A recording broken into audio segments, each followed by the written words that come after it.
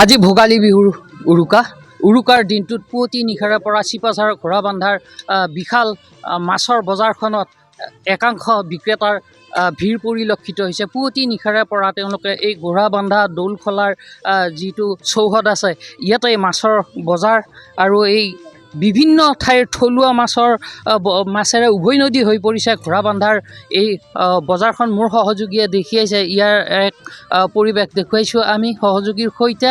চিপাঝাৰত বিশেষকৈ থলুৱা মাছৰ কদৰ আছে আৰু যিহেতু এই অঞ্চলটো মৎস্য উৎপাদনৰ কাৰণে বিখ্যাত, এই চিপাঝাৰ বিভিন্ন অঞ্চলৰ বিল পুখুৰীৰ পৰা ইয়াতে মাছ উভৈনদী হৈ পৰিছে।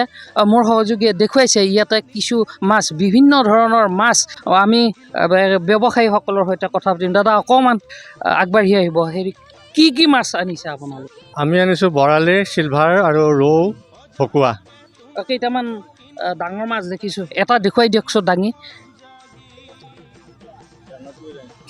এটা ডাঙৰ চাই মাছ দেখুৱাব। এইটো হ'ব, এইটো কি মাছ? Silver carp. কিমান ওজন? কিমান? 10 কেজি হ'ব আৰু 10 কেজি হ'ব। এটা দাম কি হ'ব? দাম এইটো 600 টকা কেজি।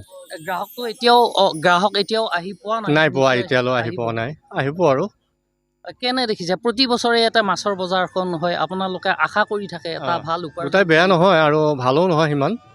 আমি আশা কৰি আনিছোঁ আৰু ৰাইজৰ কাৰণে ফালে ফালে সুকলমে যাক বুলি। নিশ্চয় এটা ডাঙৰ বৰালি মাছ এটা দেখিছোঁ।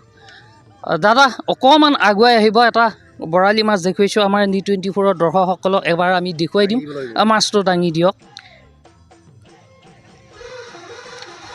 কিমান ওজন? কিমান এই মাছ? মোটামুটি 10 কেজি হ'ব। 10 কেজি হ'ব। ক'ৰ পৰা আনিছে? এইটো মহৰীয়া খালৰ পৰা। মহৰীয়া দলৰ খালৰ পৰা। কেনে সঁহাৰি কেনে দেখিছে? এতিয়ালৈ ক্ৰেতা আহিও পোৱা নাই, আহিব, ইয়াতে ভিৰ বাঢ়িব? ইয়াতে আহে প্ৰতি বছৰে, ভালেই হয় মোটামুটি। সেইমতে আৰু এতিয়া বৰ্তমান গ্ৰাহকবিলাক অহাই নাই, আহিলে দেখা যাব কি হয়।